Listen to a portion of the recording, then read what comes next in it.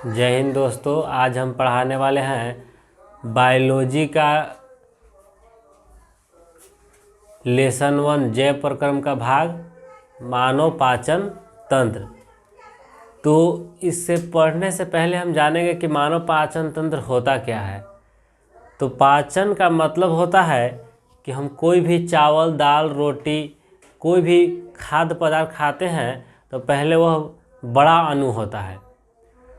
तो उस बड़े अणु को जब हम खाते हैं तो उसे हम छोटे छोटे अणुओं में बदलने के लिए कुछ अंग काम करते हैं।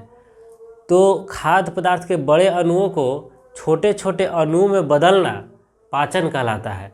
जैसे कि हम दाल खाएं, रोटी खाएं, चावल खाएं तो वह एक बड़ा अणु है। जैसे हम मुंह में डाल लेते हैं तो मुंह में कर जो दांत होता है, दांत उसको छोटे छोटे भागों में कर देता है।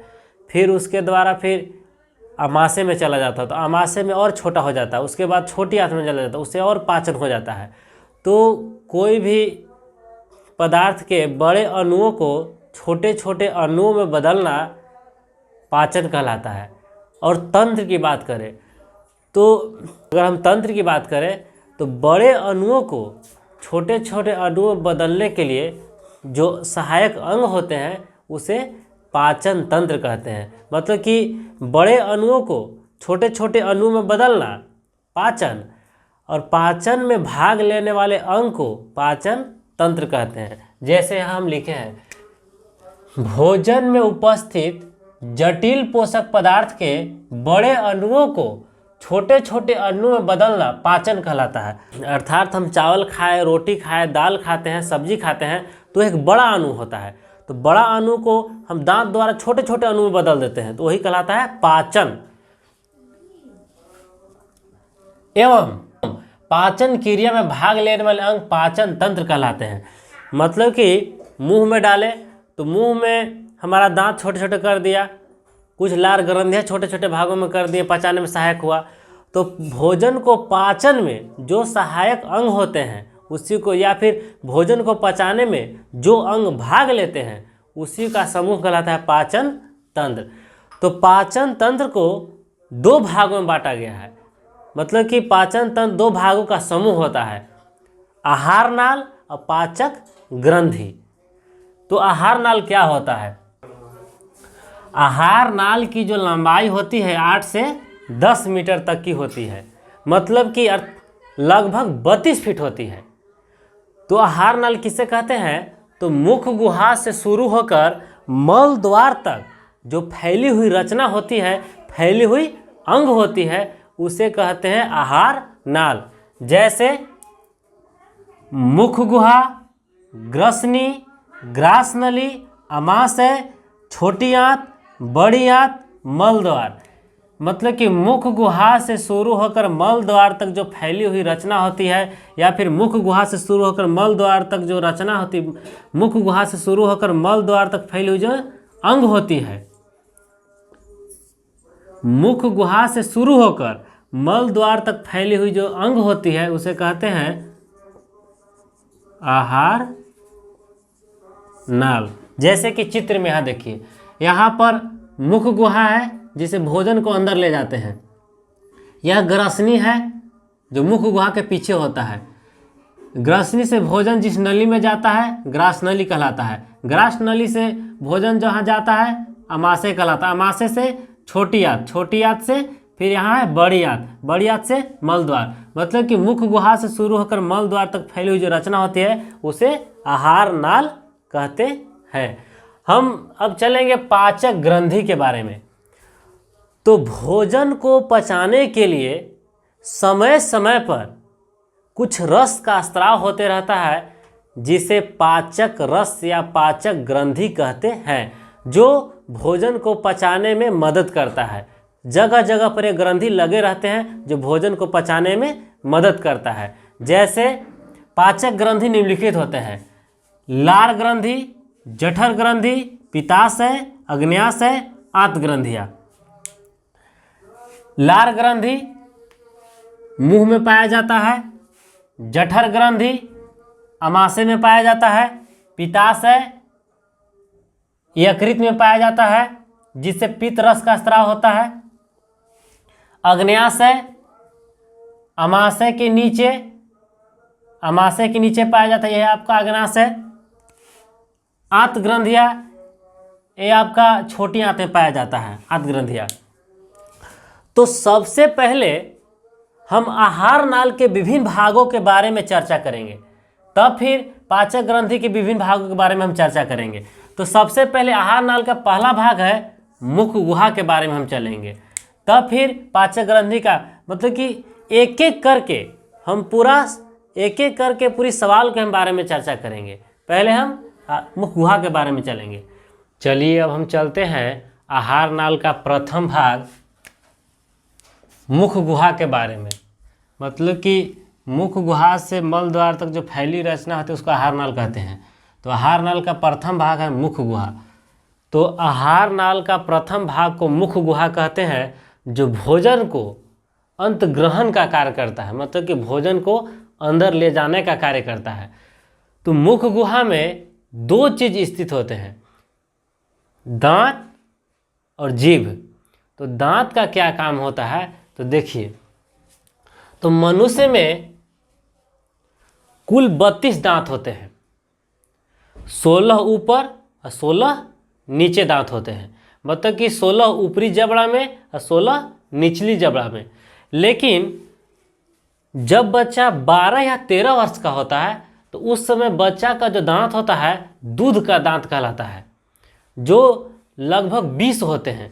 20 दांत जब बच्चा और जब उम्र से जब बढ़ने लगता है, जब 12 से 13 वर्ष से जब बच्चे अधिक उम्र से बढ़ने लगते हैं, 19-20 का हो जाते हैं, या फिर 12-13 वर्ष से जब बढ़ने लगते हैं बच्चे, तो दांत भी बढ़ने लगता है। तो 20 दांत टूटकर नए दांत का निर्माण होता है, जो 32 दांत हो जाते हैं।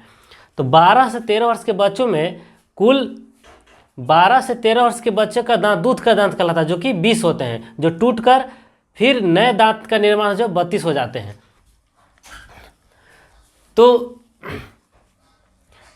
भोजन को पचाने में, भोजन को काटने में जो दांत सहायक होते हैं, तो भोजन को काटने का दांत 4, भोजन को पचाने के आधार पर दांत को 4 भागों में बांटा गया है। कृंतक या इंसाइजर, रदनक या केनाइन, अग्रचवर्णक या प्रीमोलर, चवर्णक या मोलर। तो यहाँ पर देखिए, निचले जबड़े में देखिए, निचले जबड़े में जो 4 दांत सबसे आगे है, निचले जबड़े में जो सबसे आगे दांत होता है उसको बोलते हैं कृंतक, जिसको बोलते हैं इंग्लिश में इंसाइजर। तो नीचे 4 निचले जबड़ा में और 4 ऊपरी जबड़ा में, 4 गुने 2 तो कितना 8। मतलब कि कृंतक में इंसाइजर जो होते हैं कितना हो जाते हैं 8। अब आ जाइए दूसरा दांत रदनक, जिसको बोलते हैं केनाइन। तो इसके निचले जबड़े में 2 है, एक निचली जबड़ा में, एक यहाँ पर और एक यहाँ पर। तो एक और एक 2 निचले जबड़ा में रहता है, 2 ऊपरी जबड़ा में, तो 2 दूनी 4। मतलब कि रदनक केनाइन दांत की संख्या कितनी है 4। अब चलिए अग्रचवर्णक। अग्रचवर्णक निचले जबड़ा में होता है 4। देखिए 2 इस साइड और 2 इस साइड, तो 2 और 2 4। तो निचले जबड़ा में 4, तो 2 जबड़ा होता है ऊपर और नीचे, तो 4 गुने 2 तो कितना हो गया 8। अब बात करते हैं चवर्णक के, जिसको बोलते हैं मोलर। तो 1 2 3 5 6, चवर्णक की बात करते हैं, 1 2 3 4 5 6। मतलब कि 6 निचले जबड़ा में और 6 ऊपरी जबड़ा में, तो 6 गुने 2 कितना 12। अब कुल कितने दांत हो गए 32। जो किशोरावस्था, जब किशोरावस्था जब होने लगता है, मतलब कि 12 से 13 वर्ष से जब उम्र बढ़ने लगता है, तो अंतिम तक प्रौढ़ावस्था तक, मतलब जब बच्चे बड़े हो जाते हैं तो कुल 32 दांत हो जाते हैं। अब प्रत्येक दांत का अलग अलग कार्य होता है। कृंतक इंसाइजर कुल 8 दांत होते हैं, जिसका काम होता है भोजन का काटना। रदनक जो कि कुल दांत होते हैं 4, जो भोजन को चीरने और फाड़ने का काम करता है। अग्रचवर्णक प्रीमोलर, जिसकी संख्या होती है 8, यह भोजन को चबाने और पीसने का कार्य करता है। अब बात करें चवर्णक। चवर्णक को मोलर्स बोलते हैं। ये कुल होते हैं 32 मतलब कुल चवर्णक मोलर जो कुल होता है 12, 6 दूनी 12। यह भी भोजन को चबाने और पीसने का कार्य करता है। अब बात करते हैं दांत। एक दांत हम बाहर निकाल लिए, तो दांत में क्या क्या भाग होते हैं? तो दांत को 3 भाग होते हैं। दांत के सबसे ऊपरी भाग को शिखर बोलते हैं, बीच के भाग को ग्रीवा या गर्दन बोलते हैं, ग्रीवा या गर्दन, मध्य भाग को, और दांत जहां धंसा रहता है उसको बोलते हैं मजा गुहा, जिसको जड़ के नाम से भी जाना जाता है। मतलब कि 3 भाग दांत के होते हैं। सबसे ऊपरी भाग को शिखर, मध्य भाग को ग्रीवा या गर्दन, और जहां दांत नीचे धंसा रहता है मज्जा गुहा, उसको बोलते हैं जड़, उसको बोलते हैं जड़। तो मज्जा गुहा में ही दांत के अधिकांश भाग का निर्माण होता है। मज्जा गुहा में ही दांत का निर्माण होता है, उसको बोलते हैं, यहाँ देखिए लिखे हैं, दांत का अधिकांश भाग का तैयार होता है। मतलब कि मज्जा गुहा में दांत का अधिकांश भाग तैयार होता है, जिसे डेंटाइन कहते हैं, जो मजबूत कड़ी होती है और पीले रंग का होता है। इसके ऊपर इनामेल की कड़ी परत होती है। देखिए यहाँ दांत एक हम यहाँ निकाल लिए कबाड़ के। दांत के 3 भाग होते हैं। सबसे ऊपर का भाग शिखर कहलाता है, मध्य का भाग ग्रीवा या गर्दन कहलाता है, और जहाँ धंसा रहता है उसको जड़ कहते हैं, और जहाँ पर धंसा रहता है एक गुहा होता है जिसको बोलते हैं मजा गुहा। और मजा गुहा में ही दांत का अधिकांश भाग निर्माण होता है, जिसको डेंटाइन बोलते हैं, जो कड़ी और मजबूत होता है, पीले रंग का होता है। और जब यह बढ़ने लगता है तो एक और इस पर परत जम जाती है, जिसको इनामेल कहते हैं। मतलब कि डेंटाइन के ऊपर एक और परत होता है जिसको बोलते हैं इनामेल, जो कड़ी और मजबूत होती है, दांतों को सुरक्षा करता है, दांतों को सुरक्षित रखता है। दांत के बारे में अब हम पढ़ चुके। अब चलेंगे कि मुख गुहा में जीभ होता है, जीभ के बारे में चलेंगे। हम मुख गुहा में दांत के बारे में पढ़ चुके हैं, लेकिन मुख गुहा में जीभ भी स्थित रहता है। जीभ एक मांसल रचना होती है जो भोजन को निगलने में मदद करता है। मतलब कि भोजन को इधर से उधर या फिर भोजन को लार के साथ मिलाने में मदद करता है और अंदर ले जाने में मदद करता है। तो जीभ के ऊपर छोटे छोटे कलियां होती है, छोटे छोटे अंकुर होते हैं, जिसे स्वाद कलियां कहते हैं। देखिए यहाँ पर दांत के ऊपर छोटे छोटे कलियां हैं, जिसको स्वाद कलियां कहते हैं, जो हमको ज्ञान देता है कौन सा पदार्थ मीठा है, खारा है, खट्टा है कि कड़वा है। लेकिन कभी कभी अचानक होता क्या है कि हम चाय पी लेते हैं या फिर गर्म दूध पीते हैं तो जल जाता है, तो कोई स्वाद का पता नहीं हो पाता है, लेकिन पुनः यह स्वाद कलिया का निर्माण हो जाता है। तो दांत के जीभ के सबसे अग्रभाग मीठा का ज्ञान देता है, और इसके फिर पीछे का भाग खारा, इसके पीछे का भाग खट्टा, और सबसे अंतिम भाग कड़वा का ज्ञान देता है। और जीभ का मुख्य काम है भोजन को निगलने में मदद करता है और लार के साथ मिलाने में, लार के साथ मिलाकर भोजन को अंदर ले जाने में मदद करता है। अब हम चलेंगे आहार नाल का दूसरा भाग ग्रसनी और तीसरा भाग ग्रासनली। तो मुख गुहा के पीछे का भाग ग्रसनी कहलाता है, और ग्रसनी आगे चलकर 2 भाग में बढ़ जाता है। यहाँ पर आप देखिए, यह जो ग्रसनी है, मुख गुहा के पीछे भाग ग्रसनी आगे चल के 2 भाग में बढ़ जाता है, जिसका पहला भाग कंठ द्वार कहते हैं, जो श्वास नली में खुलता है। दूसरा भाग निगल द्वार कहते हैं, जो ग्रास नली में खुलता है। तो अब ग्रास नली किसे कहते हैं? तो लार से सना हुआ भोजन जिस नली में जाता है उसे ग्रास नली कहते हैं। एक और यहाँ बात है कि ग्रसनी दो भाग में बढ़ता है, तो पहला भाग जो है कंठ द्वार, तो भोजन कंठ द्वार में ना जाकर सीधे ग्रास नली में क्यों आ जाता है? तो यहाँ पर एक इम्पोर्टेंट बात है कि कंठ द्वार के आगे एक पट्टी जैसी रचना होती है। यहाँ पर देखिए लिखे हैं, कंठ द्वार के आगे एक पट्टी जैसी रचना होती है जिसे एपिग्लोटिक्स कहते हैं, जो जैसे कंठ द्वार के पास आता है इसको महसूस हो जाता है और कंठ द्वार को ढक देता है और भोजन आगे चला जाता है। यहाँ भोजन सीधे ग्रास नली में चला जाता है। और जब भोजन ग्रास नली में आता है तो संकुचन और शिथिलन होता है, मतलब कि सिकुड़ता है और भोजन आगे जाता है तो फैलता है। तो जब भोजन ग्रास नली में जाता है तो ग्रास नली में संकुचन और शिथिलन होता है, जिसे क्रमाकुंचन कहते हैं। क्रमाकुंचन हो, और ग्रास नली की जो लंबाई होती है 25 सेंटीमीटर, लगभग 10 इंच होती है। भोजन डायरेक्ट आमाशय में भी तो जा सकता है, लेकिन यह धीरे धीरे गति करते हुए जाता है। क्यों?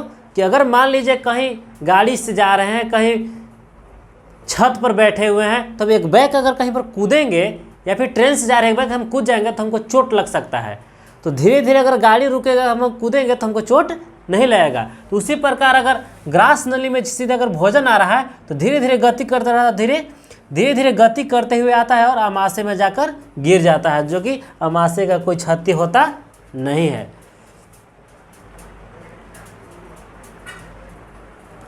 अब हम आहार नाल का अगला भाग आमाशय के बारे में जानेंगे। आमाशय क्या होता है? तो उदर गुहा मतलब ये पूरा पेट होता है, पूरा को पेट कहते हैं, लेकिन भोजन का पाचन का जो प्रक्रिया होता है वो अलग अलग भागों में होता है। तो उदर गुहा के बाईं ओर एक थैली जैसी रचना होती है जिसे आमाशय कहते हैं। जैसे कि देखिए, ये पूरा उदर है, पेट है, इसके बाईं ओर एक थैली जैसी रचना होती है जिसको आमाशय कहते हैं, जो कि लार से सना हुआ भोजन ग्रसनी से होते हुए आमाशय में आता है। और आमाशय में भोजन लगभग 4 घंटों तक रहता है, लगभग 4 घंटों तक रहता है। और 4 घंटे तक रहता है, लेकिन आमाशय में भोजन का पूर्ण पाचन नहीं होता है। जैसे कि देखिए, आमाशय के 3 भाग होते हैं।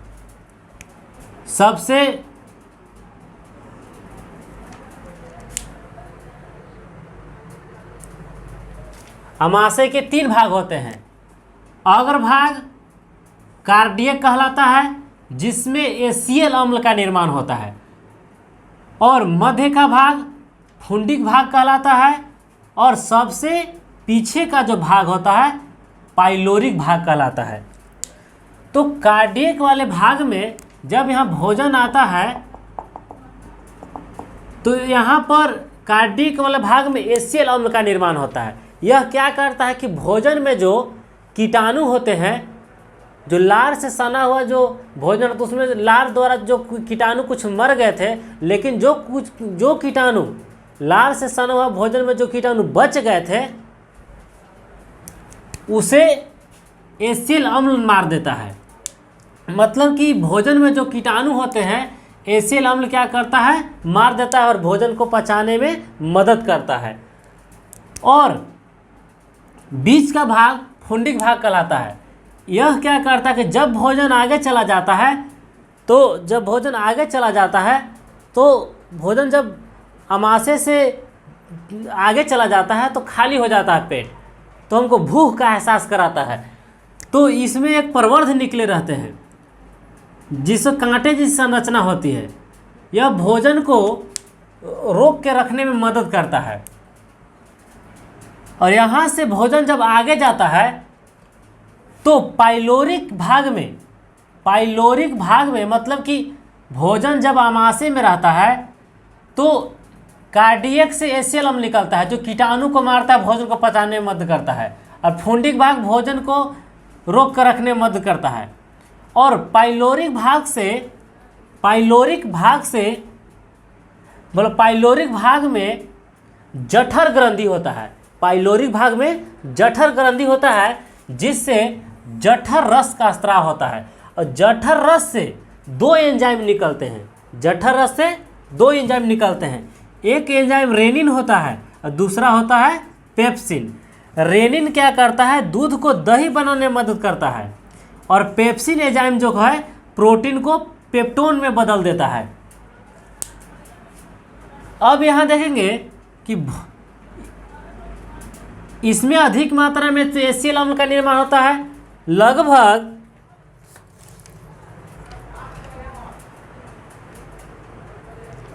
लगभग अमाशय में प्रतिदिन 3 लीटर जठर रस का स्राव होता है। तो इसमें अधिक मात्रा में, कभी कभी अधिक मात्रा में जब HCl अम्ल का निर्माण हो जाता है तो अमाशय का फटने का भी डर है। तो होता क्या है कि अमाशय की जो दीवारें हैं वह म्यूकस का बना होता है, जो होता है क्षारीय। इससे जब क्षारीय निकलता है तो इसको क्या करता है, उदासीन बना देता है। जब भोजन में अधिक मात्रा में भोजन जब अम्लीय हो जाता है तो कभी कभी जब हम ढकार मारते हैं, ढकार हो आता है तो गंध आता है। भोजन कभी हम ढकार के साथ साथ गंध आने लगता है। वो किससे, भोजन में अधिक मात्रा में अम्लीय होने के कारण। अब यह भोजन का जब पाचन हो जाएगा तो धीरे धीरे पाइलोरिक छिद्र के होते हुए इस भोजन में, जब अमाशय में पूरी तरह से भोजन जब पच जाएगा तो वह पाइलोरिक छिद्र के द्वारा छोटी आंत में आ जाते हैं। यहाँ देखिए छोटी आंत है। तो एक और बात, अमाशय में प्रोटीन का पाचन होता है, अमाशय में प्रोटीन का पाचन होता है।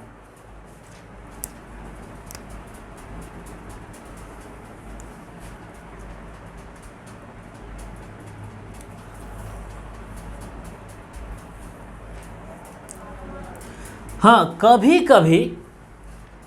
कभी जब हम भूखे हो जाते हैं, भूखे रह जाते हैं, तो कार्डियक वाले भाग से अधिक मात्रा में HCl अम्ल का स्राव हो जाता है। यह HCl अम्ल क्या करता है कि अमाशय को दीवार पर, अमाशय की दीवार पर कहीं कहीं छेद कर देता है, कहीं कहीं जख्म बना देता है, जिसे अल्सर कहते हैं, जिसे अल्सर रोग कहते हैं। और कभी कभी लंबे समय तक हम भूखे रह जाते हैं तो HCl अम्ल का अधिक मात्रा में स्राव के कारण इसको जख्म बना दे, जिसका नाम होता है अल्सर, जो आगे चलकर कैंसर का रूप धारण कर लेता है।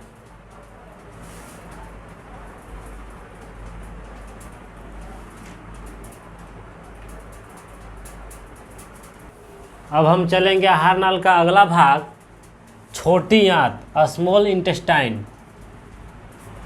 यहाँ पर देखिए आहार नाल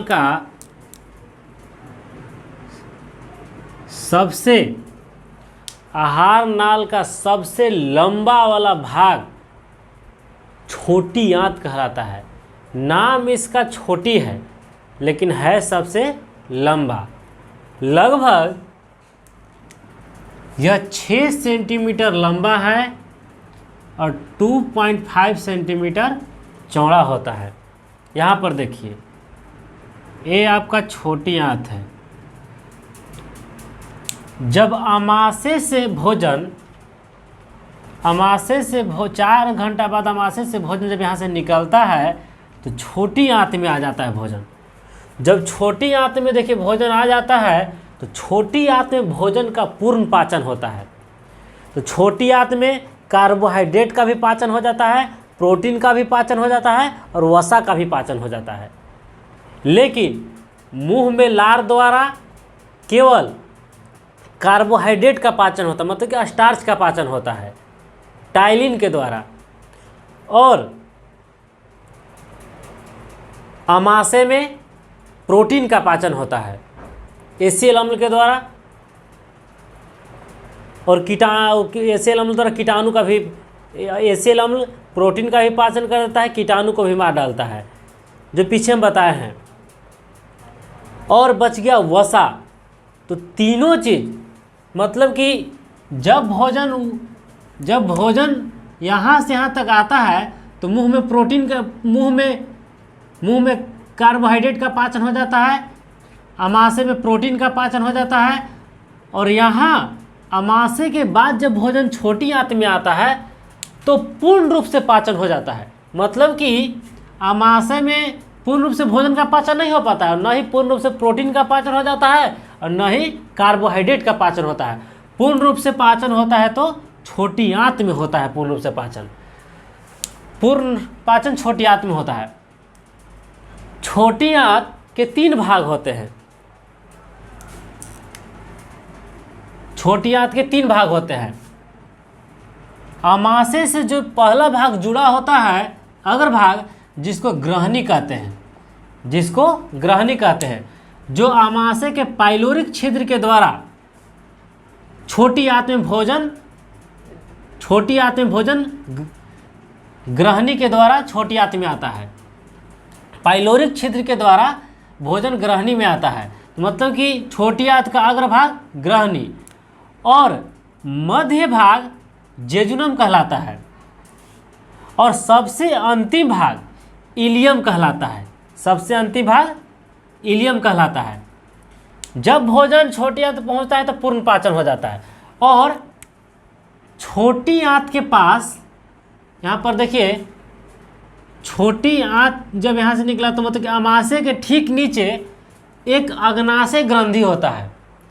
एक अग्नाशय ग्रंथि होता है जो पीले रंग के होता है, जो प्रतिदिन 2 लीटर अग्नाशय रस का स्राव करता है।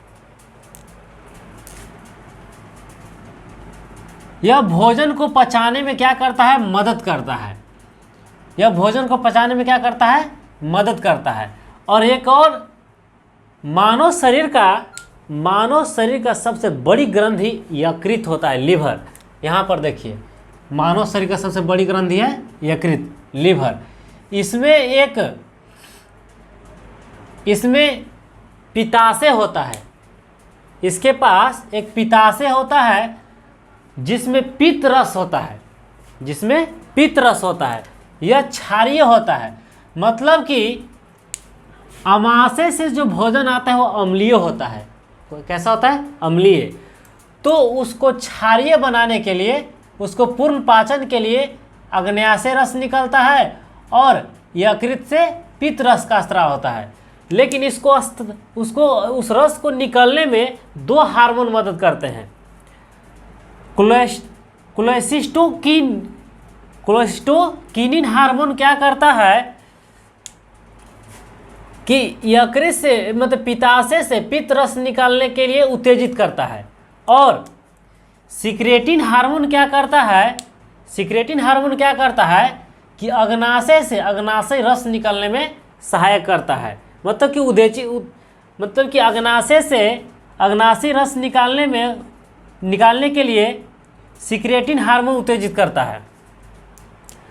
अब पित्ताशय से पित्त रस का स्राव होता है जो भोजन को पचाने में मदद करता है, और अग्नाशय से अग्नाशय रस का स्राव होता है। अग्नाशय से 3 एंजाइम निकलते हैं, ट्रिप्सिन, एमाइलेज, लाइपेज। ट्रिप्सिन क्या करता है? प्रोटीन को पेप्टोन में बदल देता है। एमाइलेज क्या करता है? यह मंड का पाचन करता है। और लाइपेज क्या करता है? वसा का पाचन करता है। वसा कहने का मतलब कि हम पूरी कचौड़ी तेल वाले चीज़ खा लेते हैं तो उसका पाचन करता है। मतलब कि छोटी आंत में कार्बोहाइड्रेट, प्रोटीन, वसा सब चीज़ का पाचन हो जाता है छोटी आंत में। और पाचन होने के बाद अंतिम भाग जब इलियम में आता है तो इलियम में भोजन का अवशोषण होता है। यहाँ से जो मुख्य प्रोटीन, वसा, जो मुख्य पचे हुए भोजन के बाद जो मुख्य पदार्थ हो जाते हैं, प्रोटीन, वसा, कार्बोहाइड्रेट, उसका अवशोषण रक्त द्वारा होकर विभिन्न भागों में, शरीर के विभिन्न भागों में चला जाता है और ऊर्जा प्रदान करता है। और बच जाता है जो पूर्ण पाचन के बाद जो भोजन बचता है, ठीक ना, वह चला जाता है बड़ी आंत में। यहाँ देखिए बड़ी आंत दिखाई दे रहा होगा, यह है बड़ी आंत में। पूर्ण पाचन के बाद भोजन कहाँ चला जाता है? बड़ी आंत में, और छोटी आंत में अवशोषण हो जाता है। पूर्ण पाचन छोटी आंत में होता है और अवशोषण होता है।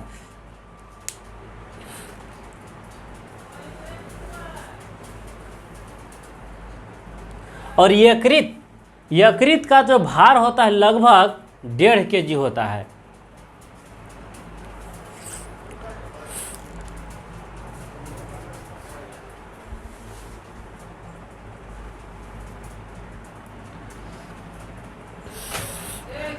और एक और बात, अमाशय में जो भोजन पचता है, अमाशय में सना हुआ भोजन गाढ़े लेई की तरह हो जाता है, जिसे काइम कहते हैं। अमाशय में जो भोजन है गाढ़े लेई की तरह, जिससे काइम कहते हैं, जो पाइलोरिक छिद्र के द्वारा छोटी आंत में चला जाता है। अब हम चलेंगे बड़ी आंत, इससे आप स्क्रीनशॉट ले लीजिए। अब हम चलेंगे आहार नाल का अगला भाग, बड़ी आंत। आहार नाल का अगला भाग बड़ी आंत।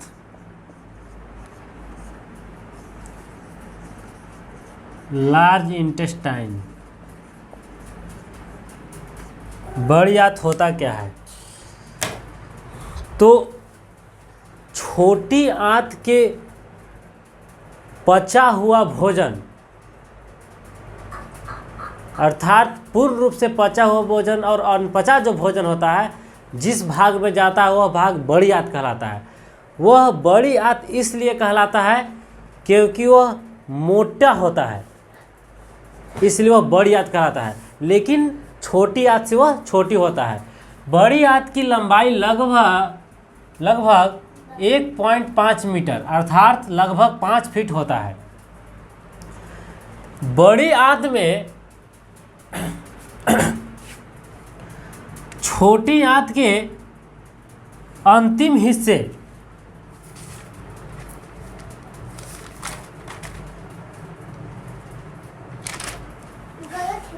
छोटी आंत से इलियम का जो सबसे पीछे का जो भाग होता है, इलियम से पूर्ण रूप से पचा हुआ भोजन बड़ी आंत में आता है। यहाँ से छोटी आंत से फिर बड़ी आंत में भोजन आ जाता है। तो बड़ी आंत में पूर्ण रूप से भोजन तो छोटी आंत में पच जाता है। पाचन के बाद जो अंतिम भोजन, पाचन क्रिया के बाद भोजन आ जाता है बड़ी आंत में। बड़ी आंत में मुख्य रूप से जल और खनिज लवण का पाचन होता है, मतलब कि अवशोषण होता है। जल और खनिज लवण का अवशोषण होता है। बड़ी आंत में बड़ी आंत और छोटी आंत के जोड़ को सीकम कहते हैं। यहाँ पर देखिए, यहाँ पर बड़ी आंत और छोटी आंत का जोड़ है, इसको बोलते हैं सीकम। और यही सीकम से बड़ी आंत में पचा भोजन इसी में प्रवेश करता है। और सीकम के पास एक प्रवर्ध निकला रहता है, जिसको अपेंडिक्स कहते हैं। अपेंडिक्स एक अवशेषीय अंग होता है, इसका कोई काम नहीं होता, इसका कोई कार्य नहीं है। और बड़ी आंत को 2 भाग में बांटा गया है, कोलन और मलाशय। मतलब कि बड़ी आंत जो है, बड़ी आंत का 2 भाग है, एक होता है कोलन और दूसरा होता है मलाशय। मतलब कि बड़ी आंत में जो भोजन का अवशोषण हो जाता है और अनपचा जो भोजन पचा भोजन जो बड़ी आंत में पूरा फैला रहता है, वही होता है कोलन में जाता है। और कोलन से बाद जो भोजन कोलन के बाद जो पूर्ण रूप से जो पचा भोजन हो जाता है ना, मतलब कि अपशिष्ट भोजन जहाँ जमा रह जाता है, वह कहलाता है मलाशय। मतलब कि कोलन और मलाशय बड़ी आंत का भाग होता है। और मलाशय से मतलब रेक्टम से समय समय पर मलाशय से समय समय से अपशिष्ट जो होता है, अपशिष्ट अपचा भोजन मल द्वार के द्वारा बाहर मतलब एनस के द्वारा समय समय पर बाहर निकल जाता है। और बड़ी आंत का जो कोलन है, उसको 3 भाग में बांटा गया है। ऊपरीगामी कोलन, अनुप्रस्थ कोलन और अधोगामी कोलन।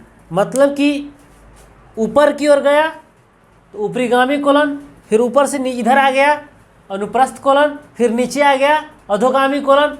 और इन्हीं कोलन के द्वारा पचा भोजन मतलब कि अपशिष्ट जमा हो जाता है। अपशिष्ट पर जहाँ जमा होता है मलाशय कहलाता है। मतलब कि बढ़िया तो दो कोलन और मलाशय, फिर मलाशय में से समय समय से भोजन समय फिर बाहर निकल जाता है। बड़ी आंत में जल और खनिज लवण का अवशोषण होता है और कोई चीज़ का नहीं। और कभी कभी होता क्या है कि बड़ी आंत में जब जल का अवशोषण नहीं हो पाता है तो पैखाना पतला पानी की तरह हो जाने लगता है। यहाँ पर देखिए, ये आपका छोटी आंत है, यहाँ से यहाँ तक ये छोटी आंत है। इसी जहाँ छोटी आंत और बड़ी आंत के जोड़ के सीकम कहते हैं। यहाँ से आ गया बड़ी आंत। बड़ी आंत से जो भोजन अपचा हुआ जो भोजन जहाँ जमा हो जाता है मलाशय कहलाता है। मलाशय से भोजन मलद्वार के द्वारा बाहर निकल जाता है। पीछे हम आहार नाल के बारे में पढ़ चुके हैं और आहार नाल में कुछ ग्रंथि आते हैं उसके बारे में भी पढ़ चुके हैं, जैसे कि अग्नाशय, जठर ग्रंथि, कुछ अन्य ग्रंथि आते हैं इसके बारे में हम पढ़ चुके हैं। लेकिन एक है लार ग्रंथि जो मुंह में पाए जाते हैं, इसके बारे में इसमें हम जानेंगे। तो भोजन को पाचन स्तर के आधार पर दो भागों में बांटा गया है। भोजन के पाचन तंत्र के अनुसार पाचन तंत्र को दो भाग में बांटा गया है, आहार नाल और पाचक ग्रंथि। आहार नाल के बारे में हम लोग पढ़ चुके हैं। अब हम चलेंगे पाचक ग्रंथि के बारे में। तो इनमें से जो यकृत है, अग्नाशय है, जठर ग्रंथि, इसके बारे में हम तो पढ़ चुके हैं। लेकिन अब हम लार ग्रंथि के बारे में अब जानेंगे। अब हम चलेंगे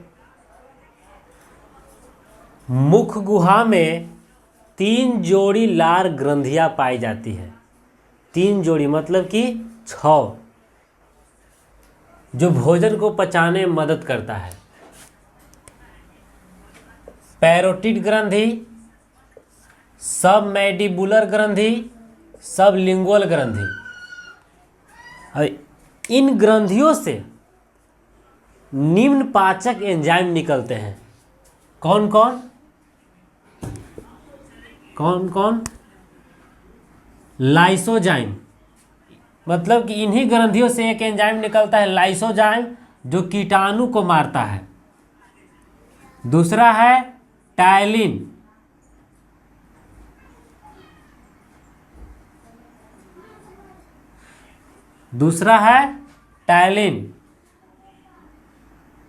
जो कार्बोहाइड्रेट का पाचन करता है। या फिर हम वैसे भोजन करते हैं जो चोकर के रूप में रहते हैं। गेहूं में चोकर टाइप का रहता है, मंड, उसका पाचन करता है कौन? टायलिन। और तीसरा है म्यूकस, जो भोजन को चिपचिपा बनाता है। मतलब कि जो हम भोजन करते हैं उस भोजन को पाचन करने में, भोजन जो हम करते हैं उसमें कुछ कीटाणु भी रहते हैं। तो कीटाणु को कौन मारता है? लाइसोजाइम। और उसके बाद उस भोजन का जो मंड होता है, कार्बोहाइड्रेट, उसका पाचन कौन करता है? टायलिन नामक एंजाइम। और उस भोजन को चिपचिपा मतलब गाढ़ा रूप बना देता है म्यूकस गाढ़ा बना देता है, जो ग्रास नली से होते हुए अंदर चला जाता है। यह जो पैरोटिड ग्रंथि है वो हमारे कान के पास पाए जाते हैं, दोनों तरफ कान के पास। और सब मैंडिबुलर जो ग्रंथि है हमारे जबड़े के पास पाया जाता है, यहाँ और यहाँ। अब सबलिंगुअल जो ग्रंथि है हमारे जबड़े के अगले हिस्से में पाए जाते हैं, दोनों तरफ।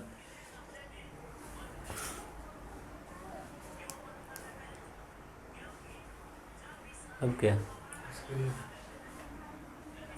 इस तरह हमारे पाचक ग्रंथि में जो मुख्य है, मुख गुहा में जो 3 जोड़ी लार ग्रंथियां पाई जाती है, पैरोटिड ग्रंथि, सबलिंगुअल ग्रंथि, सब हमारे मुख गुहा में जो 3 जोड़ी लार ग्रंथियां पाई जाती है, पैरोटिड ग्रंथि, सब मैंडिबुलर ग्रंथि, सबलिंगुअल ग्रंथि। इससे निम्नलिखित एंजाइम निकलते हैं। लाइसोजाइम जो कीटाणु को मारता है, जो भोजन में कीटाणु मिलते हैं उसको मार देता है। टाइलिन जो भोजन में जो कार्बोहाइड्रेट है, वह भोजन में जो कार्बोहाइड्रेट रहता है, मंड रहता है, उसको पाचन करता है या फिर गेहूं चोकर का पाचन करता है। म्यूकस जो है भोजन को चिपचिपा मैंने गाढ़ा रूप बनाता है। म्यूकस जो है भोजन को चिपचिपा और गाढ़ा बना देता है, जो अंदर ग्रास नली को होते हुए अमाशय में चला जाता है। इससे आप स्क्रीनशॉट ले लीजिए। मानव पाचन तंत्र के बारे में हम लोग पीछे पढ़ चुके हैं।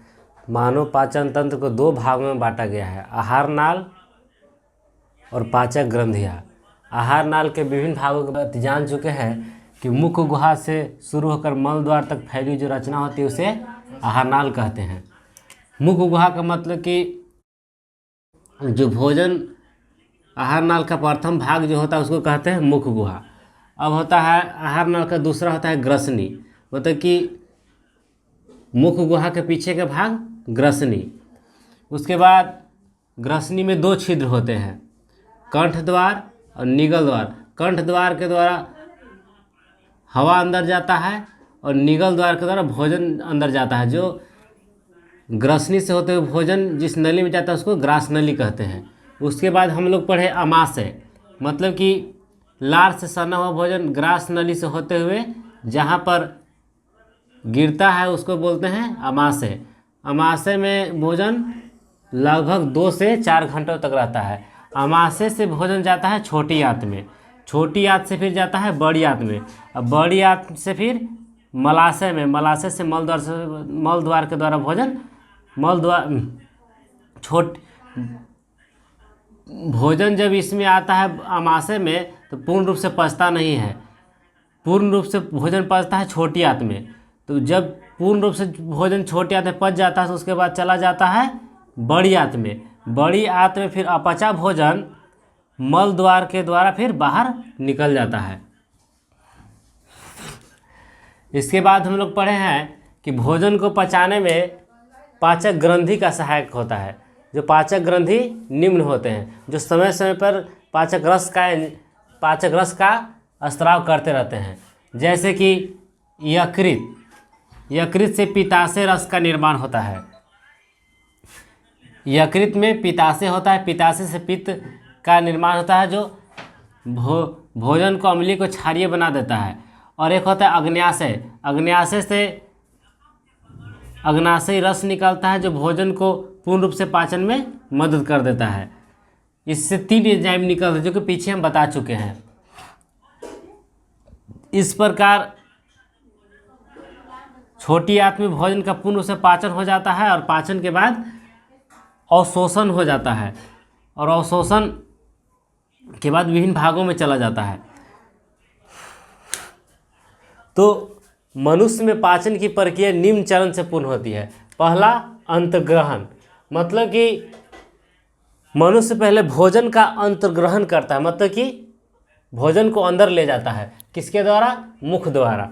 उसके बाद पाचन करने का मतलब कि मनुष्य पहले भोजन का अंदर ले जाता है, उसके बाद पाचन मतलब कि छोटे छोटे टुकड़ों में कर देता है और छोटे छोटे टुकड़े के बाद ग्रास नली से होते हुए अमाशय से फिर छोटी आंत से बड़ी आंत से मलाशय से बाहर निकाल देता है। पाचन अवशोषण, पाचन कहने का मतलब कि छोटे छोटे टुकड़ों में बढ़ जाता है। उसके बाद अवशोषण, बड़ी आंत में अमाशय के बाद जो भोजन जाता है छोटी आंत में भोजन का पूर्ण पाचन हो जाता है। अब पाचन होने के बाद छोटी आंत में भोजन का अवशोषण हो जाता है और अवशोषण के बाद स्वांगीकरण, मतलब कि छोटी आंत में जब भोजन का पूर्ण पाचन हो जाता है तो रक्त में मिलकर विभिन्न भागों में ऊर्जा प्रदान करता है, जिससे कि यहाँ से पूर्ण रूप से जब भोजन पच जाता है तो अवशोषण होता है। अवशोषण के बाद स्वांगीकरण होता है, मतलब कि मूल जो पोषक तत्व होते हैं उसका स्वांगीकरण, मतलब कि कोशिकाओं के विभिन्न भागों में स्थानांतरण होता है, जिससे कि ऊर्जा मिल जाए। और उसके बाद बहिष्करण, मतलब कि जो छोटी आंत में जो पचा भोजन होता है वो चला जाता है बड़ी आंत में, बड़ी आंत से कहाँ जाता है? बाहर, मतलब कि भोजन का फिर पचा हुआ भोजन क्या हो जाता है? बहिष्करण हो जाता है। इस प्रकार जीवों में भोजन का पाचन प्रक्रिया पूर्ण होती है। अब हम चलेंगे कि घास खाने वाले जंतु में भोजन का पाचन कैसे होता है। तो मानव पाचन तंत्र की से पहले, मानव पाचन तंत्र को जानने से पहले हम पढ़ चुके हैं पोषण, पोषण के प्रकार, प्रकाश संश्लेषण के आवश्यक घटक, अमीबा में पोषण, पैरामीशियम, मतलब कि जैव परिक्रम के जितने भाग थे उसके बारे में हम पीछे पढ़ चुके हैं पार्ट 1 और पार्ट 2 में। और आज बायोलॉजी का चैप्टर 1 जैव परिक्रम समाप्त होता है और हम अगले चैप्टर में पुनः मिलेंगे।